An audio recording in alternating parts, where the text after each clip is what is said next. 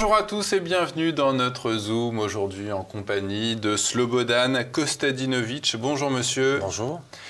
Vous êtes le représentant en France du média Pogledi qui est créé en 1900, dans les années 80 et qui était à l'époque donc le premier média d'opposition au régime communiste yougoslave. Vous êtes également traducteur, vous avez traduit cet ouvrage de Miloslav Samardžić, Tragic Pack 1944, pourquoi Belgrade a vu tomber plus de bombes alliées que de nazis. On va évoquer la Serbie avec vous, Slobodan Kostadinovic. Vous écrivez pour ce média, donc Pogledi, et vous expliquez en substance que la Serbie est victime d'une guerre de faible intensité due au fait que le gouvernement de Belgrade est inféodé à Washington. Il n'est pas le seul. Quelle forme prend cette guerre aujourd'hui? Eh bien, l'objectif de la présence occidentale dans les Balkans, qui la tiennent en forte mainmise, et en particulier en Serbie, c'est de détacher cette zone d'influence de la Russie. Et cette guerre de faible intensité se manifeste d'abord par l'objectif de vouloir imposer le wokisme sous toutes ses couleurs et variations dans la société civile, dans la population serbe en particulier, de manière à la couper de ses racines et de ses liens qu'elle pourrait maintenir avec la Russie, parce que les Serbes sont un peuple qui a conscience de faire partie de la même famille que la Russie, et pour les États profonds occidentaux, des grandes puissances occidentales, c'est-à-dire les États-Unis en particulier, il est important d'éviter que la Russie puisse avoir un point d'appui quelque part hors de ses frontières, et en particulier dans les Balkans, auprès des mers chaudes, qui sont les mers commerciales, comme on sait. Oui, parce qu'on peut rappeler que la Serbie est originairement un pays allié de la Russie, un ami, un pays frère. Un pays frère, oui, un pays frère, un peuple frère, je dirais même plus, puisque ça fait depuis 500 ans, les Russes sont les seuls à soutenir les Serbes, à l'exception de la période soviétique, mais où ce n'était plus vraiment la Russie, mais plutôt l'Union soviétique, qui est, comme les Yougoslaves ne sont pas vraiment des Serbes, ou plutôt les Serbes ne sont pas vraiment des Yougoslaves, les Russes ne sont pas vraiment des Soviétiques. C'est une entité identitaire à part. Vous dites que depuis 20 ans, aucun gouvernement ne peut se former en Serbie sans l'approbation, sans le contrôle de l'ambassade des États-Unis à Belgrade. Aucun politique peut arriver aux fonctions s'il parle de souveraineté. Est-ce que vous pouvez nous expliquer comment on ressent cette pression américaine à Belgrade?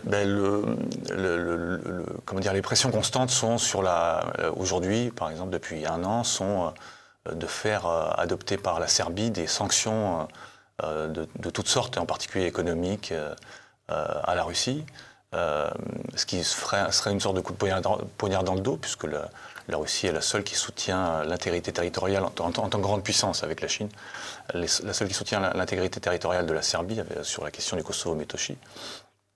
Et donc toujours ce wokisme qui se manifeste à tous les coins de rue, qui a droit de citer. En fait, il y a deux choses qui fonctionnent en Serbie, qui fonctionnent entre guillemets.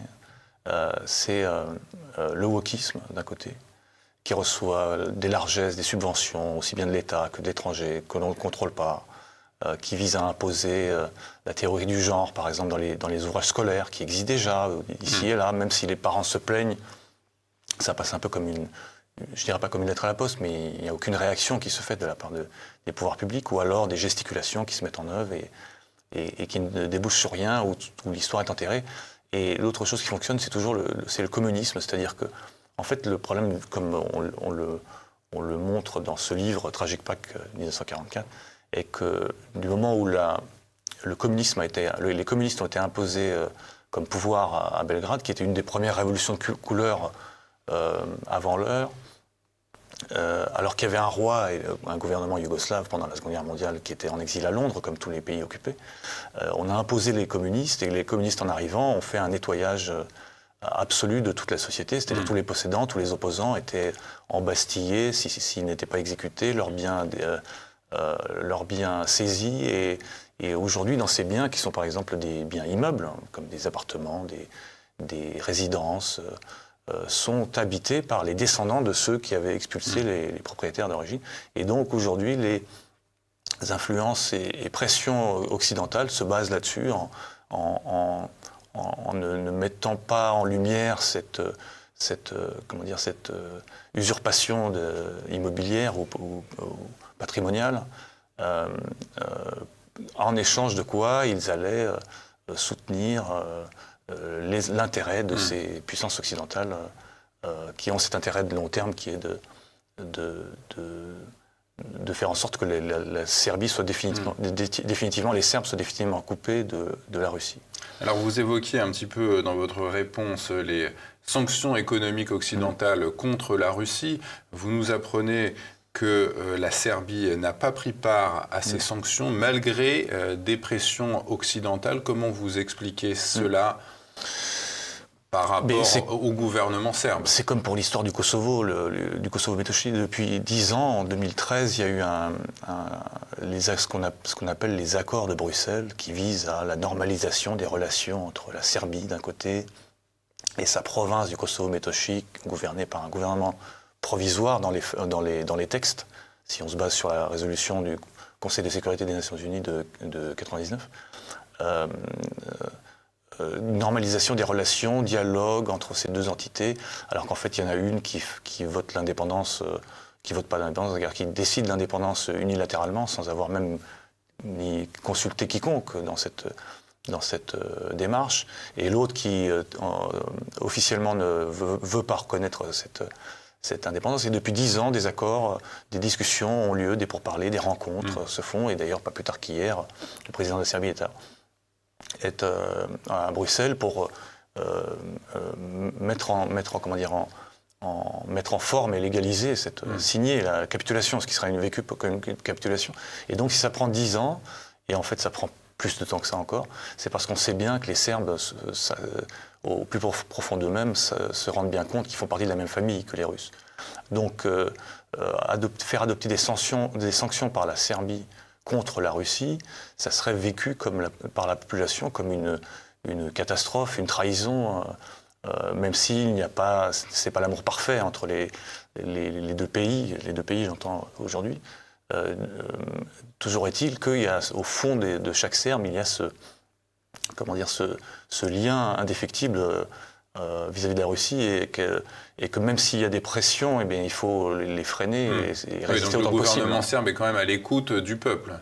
Et en fait, il craint la guillotine qui peut arriver, parce que ils ont peut-être certainement en mémoire 1941. Qu'est-ce qui se passe en mars 1941? Le 25 mars, le royaume de Yougoslavie à l'époque subit les pressions de l'Allemagne nazie pour rentrer dans le pacte tripartite avec le Japon, l'Italie fasciste, la Roumanie et la Hongrie, si j'ai bonne mémoire. Et le prince régent cède aux pressions. 2 jours plus tard, des manifestations spontanées dans les rues des villes serbes, et en particulier Belgrade, et un putsch militaire renverse le régent, renverse le gouvernement, déclare le roi qui était mineur, le déclare roi 6 mois avant sa majorité. Et donc le pacte est rompu. Il a fallu 2 jours de réaction, et encore on n'avait pas Internet à l'époque, donc s'il y avait Internet, je pense que ce serait même immédiat. Et d'ailleurs ils ont eu un avant-goût il y a, je crois, 1 ou 2 ans, quand il y a eu la pandémie de Covid-19, quand le président de la Serbie, Vučić, s'est rendu, je crois, est-ce que c'était à Paris ou à Bruxelles, en fin juin, début juillet de cette année, et il prévoyait de faire un nouveau confinement, et ça s'est répandu dans la rue, et tout de suite les gens sont sortis pour protester, et ça a donné lieu à des clashs avec les forces de l'ordre devant le Parlement. Donc, alors c'était pas téléguidé, parce que personne n'avait intérêt à renverser le gouvernement à ce moment-là, mais il y a toujours cette crainte de la réaction populaire qui fait que on n'ose pas encore aller aussi loin dans la capitulation.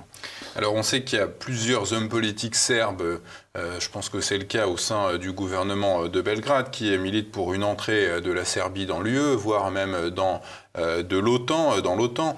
Ça, c'est pour couper les liens historiques encore plus avec la Russie. Qu'est-ce qu'ils en pensent, les Serbes, de cette adhésion à ces deux organisations, UE et OTAN?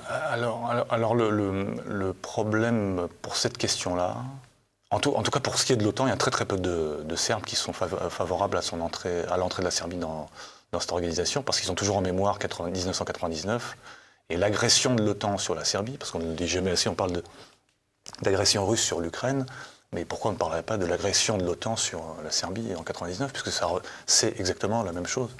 Avec l'aide de la secrétaire d'État américaine de l'époque, Madeleine Albright, qui avait décidé de sacrifier Belgrade, alors même qu'elle avait été, je crois, elle-même élevée par des Serbes. Protégée, réfugiée en Serbie, je crois qu'elle venait de République tchèque, si je me mémoire, Tchécoslovaquie peut-être occupée, sous occupation, et elle avait fui la Tchécoslovaquie en tant qu'enfant pour être recueillie en Serbie et être ensuite allée aux États-Unis.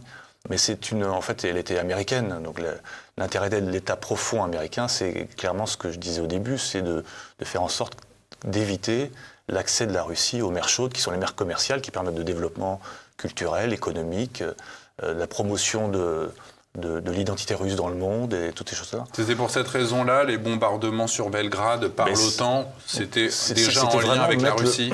Il y avait le vice-président du Conseil, alors je me souviens plus de l'organisation, Willy Wimmer, je me souviens de son nom, qui avait, en l'an 2000, avait écrit une lettre à Gerhard Schröder en disant que les bombardements sur la Serbie avaient pour but de corriger une erreur qu'avait fait je crois que c'est Eisenhower, si je me mémoire, dans la Seconde Guerre mondiale, qui était de ne pas mettre les pieds des soldats américains dans les Balkans.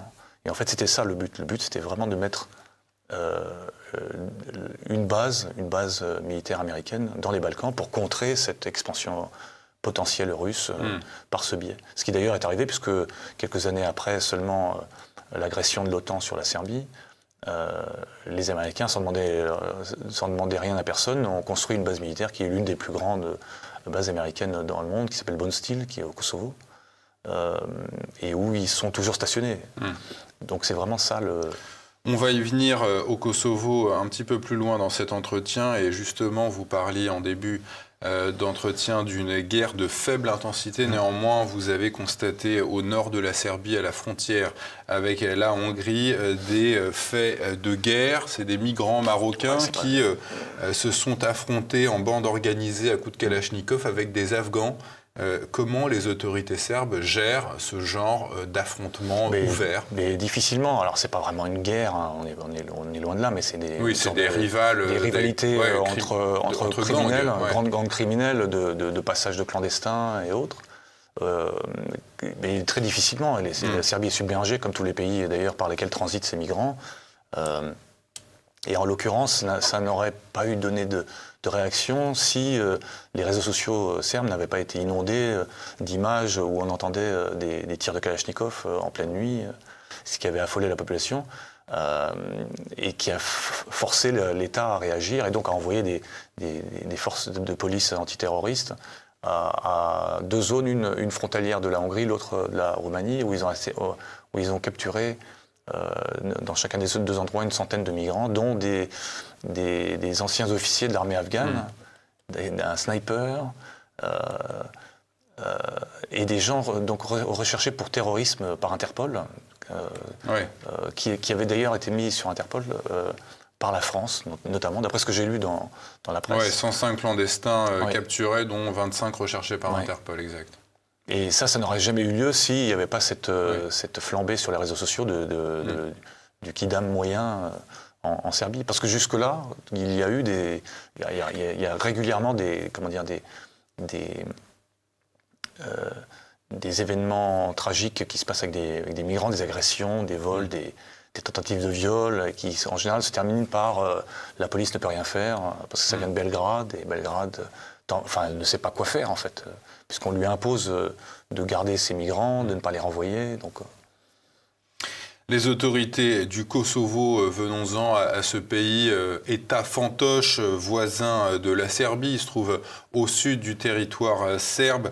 Vous dites que ces autorités kosovardes sont elles aussi, comme celle de Belgrade, inféodées aux États-Unis, et vous expliquez dans vos articles la survenance d'une histoire de plaque d'immatriculation en juillet dernier. C'était quoi cette histoire avec la police kosovarde? En fait, c'est pas un État. Le Kosovo, c'est une région de la Serbie, une partie intégrante, d'après la résolution 1244 du Conseil de sécurité des Nations Unies, qui est contraignante et non pas comme une résolution de l'Assemblée des Nations Unies, qui est juste indicative, si j'ai bien compris. Qu'est-ce qui s'est passé? En fait, les autorités albanaises, qui sont temporaires, d'après donc ces textes, ont décidé que les véhicules qui circuleraient au Kosovo, de Serbes, par exemple, ou de Serbes ou d'autres minorités, ou même des Albanais qui seraient fidèles à la Serbie, ne pourraient circuler qu'avec des plaques d'immatriculation de cet État fantoche. Les Serbes s'y refusent, naturellement. Et donc, en 1er août, il y avait un premier délai imposé par ces autorités pour que toutes les voitures changent leur plaque de plaque serbe en plaque kosovare. Et en fait, c'est là où on voit l'inféodation réelle de ces autorités temporaires du Kosovo, qui sont reconnus par les principaux promoteurs de cette indépendance des Albanais du Kosovo, que sont les États-Unis, qui eux-mêmes leur reconnaissent qu'il faudrait qu'ils fassent selon leur bon désir, parce que c'est eux qui les aident et les financent le plus. Donc qu'est-ce qui s'est passé? Le 1er août devait avoir lieu le délai au bout duquel toutes ces voitures devaient changer de plaque. Les Serbes se rebellent, et puis l'ambassadeur américain suggère, entre guillemets, au gouvernement du Kosovo albanais, de reporter cette décision d'un mois. Le gouvernement s'y refuse, et dans l'heure qui suit, finalement, cède et accepte. Donc on s'est reporté au 1er septembre. Le 1er septembre, on n'entend pas grand-chose, et puis vers la mi-septembre, on entend de la part de l'adjoint du commandant de la KFOR au Kosovo que cette décision a été reportée de nouveau de 2 mois jusqu'au 1er novembre. Au 1er novembre, qu'est-ce qui se passe? De la même façon, il y a des tergiversations, des gesticulations de part et d'autre. Le président serbe joue sur les peurs et explique qu'il y a un nettoyage ethnique imminent à venir, alors qu'en fait, le nettoyage ethnique, il dure depuis des décennies, si on regarde bien. Et les représentants de la Quinte, ce qu'on appelle la Quinte, c'est les pays nucléaires occidentaux que sont États-Unis, Grande-Bretagne, France, et ceux qui peuvent en avoir disposition, à savoir l'Allemagne et l'Italie, font pression sur les autorités du Kosovo pour reporter de 10 mois cette décision. Et finalement, le gouvernement, enfin le Premier ministre Kurti, de ces autorités albanaises temporaires du Kosovo, tergiverse, commence à vouloir maintenir cette date du 1er novembre, puis ensuite de proposer à ce qu'il y ait une sorte de prévention qui est distribuée dans les 15 premiers jours, puis ensuite ce serait des amendes, puis confiscation de véhicules, puis saisie des véhicules, et ainsi de suite. Et finalement, ce sera reporté de 10 mois. Après qu'il y ait eu des barricades qui étaient montées par les Serbes dans les zones au nord du Kosovo. Ouais, donc c'est une histoire de prétexte, cette histoire de plaque d'immatriculation pour permettre aux Albanais du Kosovo de mettre encore plus la pression sur la Serbie. C'est ça, oui, exactement.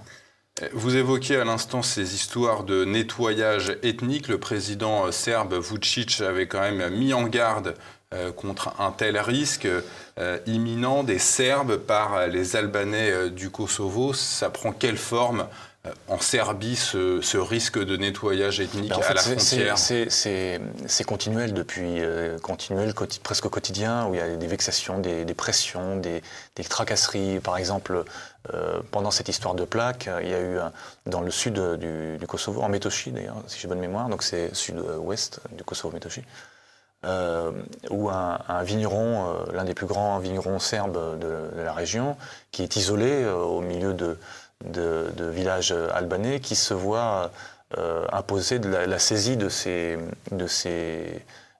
cuves remplies de vin. Il y a 40 000 litres, je crois, qu'il avait conservé du fait de la pandémie de Covid-19 où il n'est pas sorti sur le marché, donc il n'avait pas mis sa production en vente, donc il avait conservé son vin, et on l'a accusé d'avoir maintenu une quantité d'alcool de manière illégale, parce qu'en fait, pendant ce même temps, il avait mis en sommeil sa société. Mais bon, je veux dire, je ne suis pas expert en vin, mais il me semble que d'abord, le vin ne se périme pas, et qu'ensuite, quand on est vigneron je crois que c'est la 6e génération, il est un peu normal d'avoir une grande quantité de vin, surtout quand on veut le vendre à terme, c'est le but. Et donc les vexations comme ça, donc il y a eu cette saisie de son stock qui a été apparemment remis à des vignerons albanais qui ont racheté un vignoble qui était sous le communisme entreprise publique, dans lequel avaient travaillé ces mêmes vignerons serbes, et qui, j'imagine, vont en faire commerce. Donc c'est toujours des vexations de ce genre. Des cas de commandants de police serbes qui sont emprisonnés par la police albanaise du Kosovo. Oui, c'est-à-dire que c'était lié aux plaques d'immatriculation, c'est-à-dire que les Serbes qui étaient membres des forces de police, qui à l'origine étaient sous mandat des Nations Unies et qui ensuite ont été du jour au lendemain transférés à ce gouvernement provisoire des Albanais du Kosovo, ont décidé de démissionner collectivement, donc, et pas seulement les policiers, mais aussi des maires et autres fonctionnaires, ont décidé pour protester contre le fait qu'on leur demandait d'imposer cette politique de plaque d'immatriculation, et donc ils considéraient ça comme étant terroriser la population frère.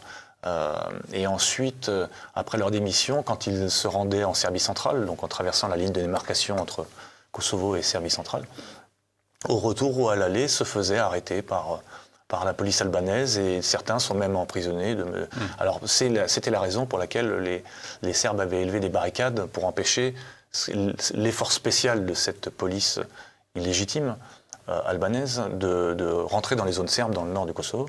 Et donc ils avaient posé des barricades pour protester et en même temps appeler à l'aide Belgrade. Mais Belgrade ne peut que tergiverser et gesticuler. Donc en essayant d'éveiller au cours de conférences de presse la communauté internationale, enfin la communauté occidentale, vaut mieux l'appeler comme ça, je pense. Et finalement est apparu un beau jour en décembre en expliquant aux gens qu'ils pouvaient retirer les barricades parce qu'il avait obtenu des garanties de la part des Occidentaux pour que tout revienne comme avant d'une certaine façon, alors qu'en fait ces mêmes policiers sont toujours emprisonnés. Donc il y a beaucoup de gesticulations, tout ça pourquoi ? Parce que tout dépend dans la région de la grande puissance actuelle que sont les États-Unis. Et en fait c'est très lié à ce qui se passe en Ukraine. Sinon ils ne seraient pas aussi pressés de vouloir établir cette normalisation entre guillemets entre Serbie et sa province. Vous dites, Slobodan Kostadinovic, que l'on pourrait s'attendre prochainement à l'ouverture d'un front chaud en Serbie. Est-ce qu'on peut faire un parallèle avec ce qui se passe en Ukraine actuellement, avec des minorités, avec des histoires de frontières, avec des... Je ne dirais pas qu'on peut s'attendre à ce qu'il y ait un front chaud de nouveau ouvert, parce que ça personne n'y a intérêt dans les grandes puissances aujourd'hui, de la même façon que pendant la Seconde Guerre mondiale, c'est Staline qui avait besoin d'un front en Occident pour pouvoir desserrer la pression de l'Allemagne nazie contre elle. Aujourd'hui, les Américains n'ont pas besoin d'avoir un front derrière leur dos alors qu'ils sont affairés en Ukraine. D'ailleurs, il y a un parallèle qui peut être fait, c'est qu'au moment où les accords de Bruxelles, donc qui visent à normaliser et dialoguer, et faire dialoguer la Serbie et les représentants albanais du Kosovo sont mis en place, en 2013, curieusement, quelques mois après seulement, arrive la nouvelle révolution de couleur en Ukraine et qui donne lieu à ce qu'on connaît aujourd'hui. Ouais. Voilà. Donc il y a vraiment, et c'est là que les Balkans disparaissent des radars, plus ou moins, dans l'actualité, puisque tout se focalise sur l'Ukraine depuis 2014. Donc il n'y a pas vraiment de... Aujourd'hui, en fait, du fait de la position dans le conflit entre Russie et OTAN en Ukraine, tout est possible. Enfin, on ne sait pas ce que peuvent imaginer les grandes puissances pour ailleurs dans le monde, mais aujourd'hui, personne n'a intérêt vraiment à ce qu'il y ait un autre front qui se crée. En tout cas, s'il avait lieu, ce serait, je pense, probablement à l'initiative de Washington.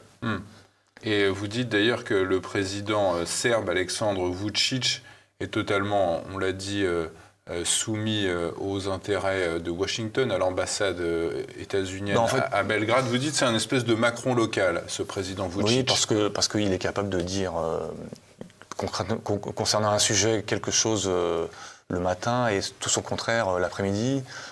Il n'y a pas un jour ni une seule rubrique des médias où il n'apparaît pas, où il n'y a pas de commentaires dithyrambiques de la part de journalistes à son égard. Il est présent partout. Il est surtout présent, je pense que c'est l'ivresse du pouvoir. Il est surtout à l'aise quand il s'agit d'être sur la scène internationale. Donc dès qu'il faut rencontrer un représentant de la communauté internationale, enfin en tout cas occidentale, voire même autre d'ailleurs, mais en particulier occidental, il est ravi. Il est ravi et il ne boude pas son plaisir. Donc c'est un peu l'idée de l'hyper-président, comme on l'a connu en France, et dans toutes les sphères de la société.